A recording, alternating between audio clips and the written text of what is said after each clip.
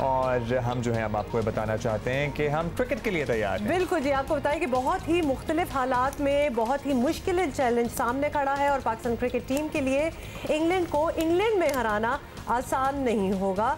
पाकिस्तान और इंग्लैंड की टीमों के दरमियान 3 टेस्ट मैचेस की सीरीज़ का आगाज़ कल से मैनचेस्टर में हो रहा है, जहां इन दिनों पाकिस्तान टीम भरपूर तैयारियों में मसरूफ़ है और पाकिस्तान क्रिकेट टीम के हेड कोच मिसबाहुल हक के मुताबिक वो तैयारियों से मुतमईन है। That is very good. Aqib Javed साहब हमारे साथ मौजूद हैं, किसी तारीफ के मोहताज नहीं। बहुत शुक्रिया आकिब भाई, आपने वक्त दिया। आकिब भाई, गैर मामूली हालात में गैर मामूली तरह की क्रिकेट होगी, बहुत बड़ा टफ भी है ज़ाहिर है पाकिस्तान के लिए।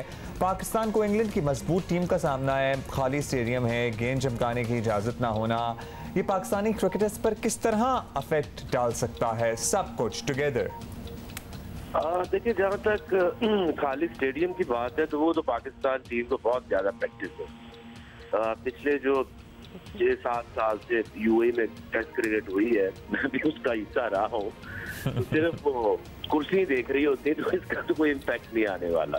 अच्छा, ठीक। आपने वैसे जिस तरह कहा है ना कि भाई थोड़े से हम डर गए थे कि पाकिस्तान टीम को इस चीज़ की आदत है, अच्छा किया कि आपने बता दिए कि क्यों है। But in any case sense is different, obviously ये माहौल बिल्कुल डिफरेंट है और बड़ी मजबूत टीम है आगे से इंग्लैंड की, क्योंकि आपको पता है कि इंग्लैंड तो खेलती रही है throughout, they are very much in practice.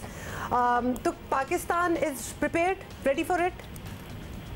देखिए, उसमें प्रैक्टिस तो काफ़ी अच्छी हो गई, जैसे मिसबा भी कह रहे हैं, कोई 7 हफ्ते से वहाँ प्रैक्टिस कर रहे हैं। इंग्लैंड को ये एडवांटेज है कि उन्होंने एक तो सीरीज खेल ली वेस्ट इंडीज से, पहले टेस्ट मैच में उन्होंने एक्सपेरिमेंट किए, लाइट लिया, कुछ प्लेयर्स को डाला, बुरी तरह हारे और बाद में एहसास हुआ तो अच्छा कमबैक उन्होंने किया। अब उनको 3 टेस्ट मैच का एक तजर्बा है, बॉल को किस तरह शाइन करना है, कितना करना है। उसमें एक चीज नजर आई है कि जो शुरू के ओवर होते हैं 8-10 ओवर, उसमें अगर आपको ओपनर आपके सरवाइव कर जाए तो फिर आप लंबी इनिंग्स खेल सकते हैं। बट जो सबसे इम्पोर्टेंट जो बैटल होगी वो है, जैसे मुझे यही लग रहा है कि शान मसूद और आबिद अली ओपनर्स होंगे, फिर अजहर अली होंगे। जो एंडरसन अगेंस्ट शान मसूद और अजहर अली और अब आबिद अली तो नए अभी पहली दफा खेलेंगे इंग्लैंड में। देखिए, मुकाबला तो ऐसा मुझे कोई टफ नजर नहीं आता, बट तो उसकी वजह एक मेन बहुत बड़ी वजह है कि आप चाहे जितनी मर्जी प्रैक्टिस कर ले, जैसे मिसबा कह रहे थे हम 6-7 हफ्ते से वहाँ खेल रहे हैं, जब तक आपको अपनी कंपोजिशन का नहीं पता, ये कैसे हो सकता है? अगर आप देखें कि पूरे पाकिस्तान में आपको एक ऑलराउंडर नहीं मिलता। अभी भी ये सोच रहे हैं कि 6 में तो क्लैरिटी है कि जो होगा 3 नंबर में जैसे opener Shan Masood, Abid Ali, Azhar Ali, then Babar and Shafiq and Rizwan. जो 7वां एक क्रिटिकल नंबर है जहाँ पे पूरी दुनिया में ऑलराउंडर्स खेलते हैं, हमारे पूरे पाकिस्तान में कोई ऑलराउंडर ही डेवलप हुआ। तो इसकी वजह से एक जो ये अगर आप 5 बॉलर खिलाते हैं तो 6 बैट्समैन बहुत कम है। अगर आप 7वां भी बैट्समैन डाल लेते हैं तो you have only 4 options bowling में, जो कि कम है। बेन स्ट्रोक का कितना बड़ा एडवांटेज है इंग्लैंड को, तो कंपोजिशन की तरफ ध्यान देना चाहिए। और अभी तक इन्होंने अपनी कंपोजिशन या एक ऑलराउंडर नहीं प्रोड्यूस किया पूरे पाकिस्तान में। अच्छा आकिब भाई, हम बॉलर्स की अगर बात करें, ऑलराउंडर आपने कहा कि हमारे पास कोई नहीं है, एज नहीं मिला, लेकिन हमारे बॉलिंग अटैक का इंग्लैंड के बैट्समैनों के साथ मुकाबला कैसा रहेगा? और बाबर आजम से बड़ी एक्सपेक्टेशंस होती हैं लोगों को, लेकिन जाहिर है किसी भी एक खिलाड़ी से सारी उम्मीदें मान लेना तो मुनासिब नहीं है।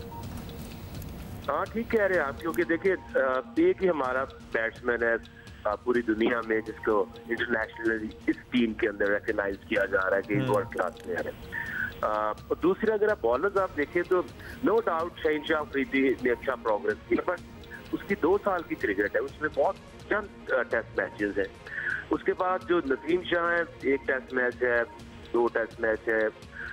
उसके बाद जो तीसरा बॉलर है ये बड़ा क्रिटिकल होगा। मोहम्मद अब्बास नो डाउट काफी अच्छे से सेटल्ड है, बट जिस तरह सुहेल खान ने परफॉर्मेंस दिया, अगर आपकी ट्रेनिंग का या प्रैक्टिस का कोई मकसद तो होना चाहिए ना। अगर एक प्लेयर ने आज जाके बहुत जबरदस्त बॉलिंग की है, विकेटें ली हैं, इन फॉर्म है, तो फिर आपने उसको खिलाना चाहिए ना। लेकिन मुझे लगता है कि जाएंगे आवाज के लिए और अब्बास तो स्ट्रगल करेगा क्योंकि उसकी पेस कम है और उसकी जो क्वालिटी थी वो थी सीम बॉलिंग, स्विंग बॉलिंग, और जब बॉल को आपने शाइन नहीं करना और पिच भी हमने देखा ओल्ड ट्रैफोर्ड की थोड़ी सी उसमें घास कम है, तो इसलिए आपको सोहेल खान को लाना चाहिए।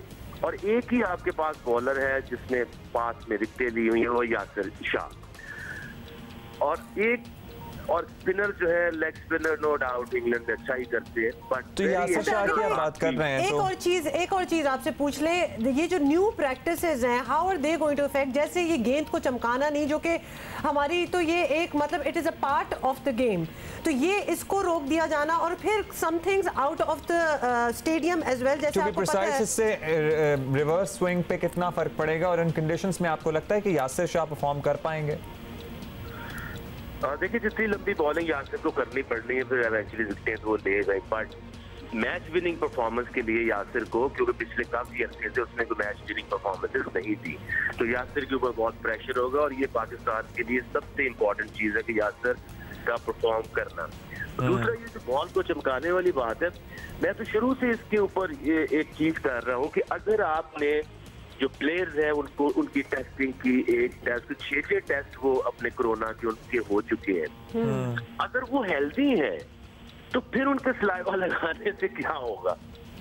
तो अगर वो हेल्दी नहीं है, अगर किसी को डाउट है कि वो कोरोना है, तो वो saliva is not the only option जिससे वो किसी को बीमार कर सकते हैं। तो मैं तो इसके वही खिलाफ, या तो आप एक हेल्दी प्लेयर को खिलाते हैं तो फिर उसके ऊपर आप क्यों डाउट कर रहे हैं कि वो सलाइवा से जो है कोविड या कोरोना मुंतकिल कर सकता है किसी और को। और दूसरा ये है कि रिवर्स स्विंग तो हो ही नहीं सकती, क्योंकि जब तक रिवर्स स्विंग की जो एसेंस है वो यही है कि एक जो बॉल है जो रफ होता जाता है, तो एक साइड पे आप उसको सलाइवा या पसीना लगा के उसको हैवी करते हैं और शाइन करते हैं, तो वो साइड हैवी हो जाती है, दूसरी जो है वो लाइट हो जाती है, जिसकी वजह से रिवर्स स्विंग होता है। और पाकिस्तानी बॉलर्स जो है वो सारे के सारे जो है दे love bowling reverse swing and with the old ball. That's right.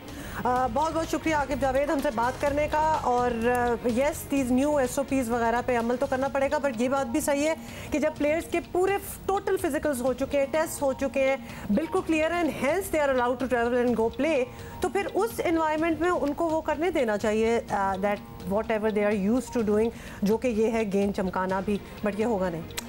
हाँ, वैसे देखिए ये होगा नहीं, क्योंकि लोग ज़रा होपफुली टाइम के साथ जब चीज़ें बेहतर होती रहेंगी तो कुछ नॉर्मलाइज हो जाएगी सिचुएशन। शुक्रिया आकिब भाई आपका वंस अगेन।